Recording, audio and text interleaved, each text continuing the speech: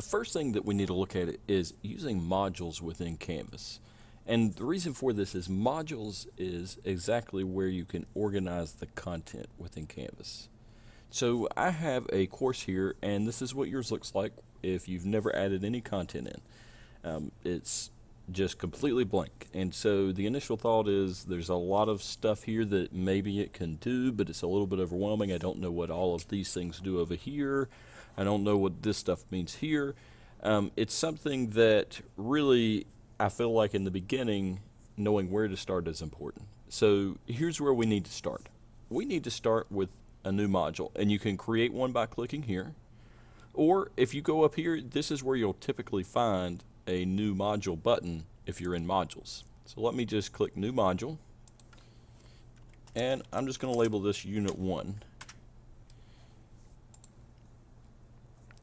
Now think of your modules as units, but if your units are pretty large, then maybe you want to break them down even more than that.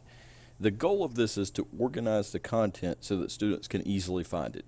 You don't want to leave everything just in assignments, because if you just leave it in assignments, what happens is that list grows and grows throughout the course of a semester or a year, and then all of a sudden students can't find stuff, or they have to sift through it. It would be similar to handing your students a stack of worksheets and telling them to find the appropriate one. We would never do that in class, and we don't want to do that in an online environment either.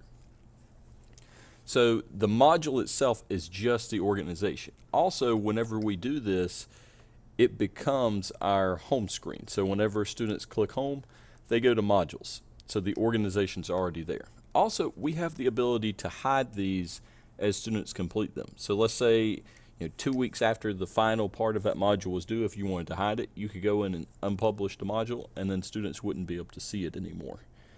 So really it helps the flow of information on that end, and to me as a teacher, it helps really organizing that content from the curriculum standpoint, because then you can see how things interconnect, and it makes it easier to focus on just that one part. You can see everything you have for it. One thing to keep in mind, right here, if this is not green, then it's not published. And if it's not published, that means the students can't see anything in the module. So once you create the module, go ahead and hit publish, because that's an easy thing to forget.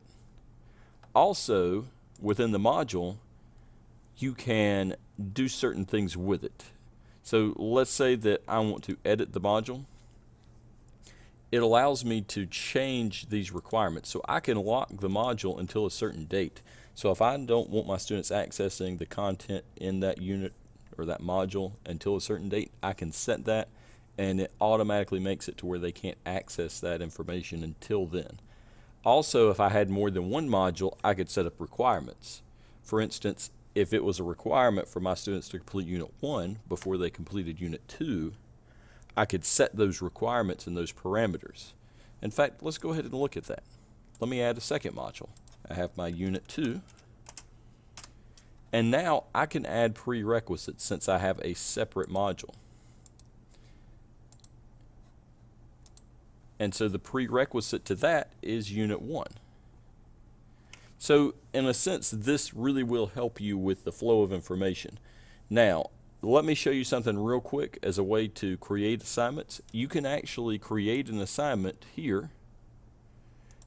If I just wanted to create a new assignment,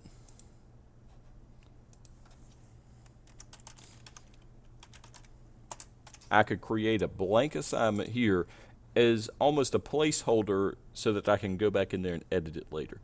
In the next video, we'll really talk about the assignment piece and how to create assignments, and then we'll also look at how we can pull existing assignments into modules pretty quickly.